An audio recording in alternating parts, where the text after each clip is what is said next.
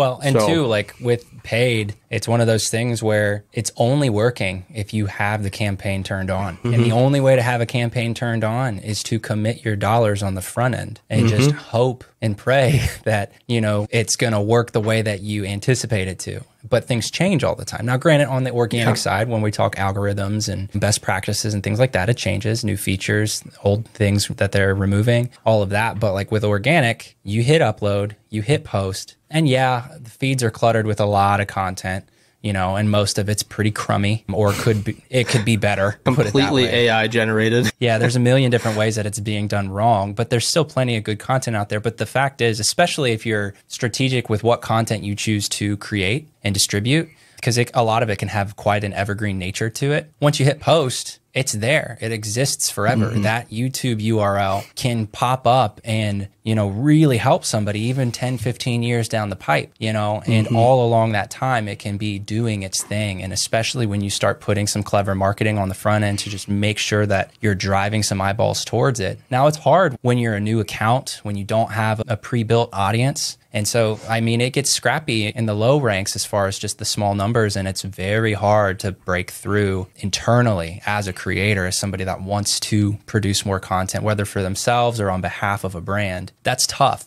But organic, there's no on-off switch. It's just the commitment and the balls to hit post, the willingness to stand beside what you claim to say in whatever video or whatever thread, you know, or whatever reply you have to somebody else's content. So yeah, that's one thing that's like a huge major difference, is there's definitely no guarantee like on either side. You just never know. But the reps that you put in, just kind of like with anything, you're building the confidence of hitting upload on top of stacking the skills of learning what works best, whether it's best practices per platform, the core topics that your audience seems to care the most about. You know, there's a lot of skills to stack and a lot of data that can be collected from that. And it's an infinite game. You know, there's no finish line. But the beauty, what I really like too, I know.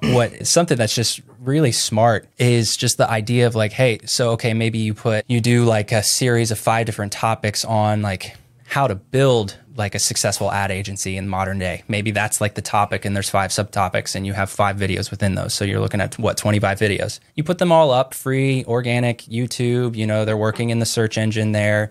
You can distribute it over on your X platform, wherever else you post, all of that stuff. But then you start to see like that one of those subtopics is popping. And that seems to be like the golden goose out of everything you made. Not only is that going to steer you towards what you should double down on, triple down on future content creation, but then you can take that and you can just package it as a digital product. Now you can start putting some sort of paywall, and it's very easy. If you want more content like this, make sure you follow, because I've got plenty more coming your way. Peace.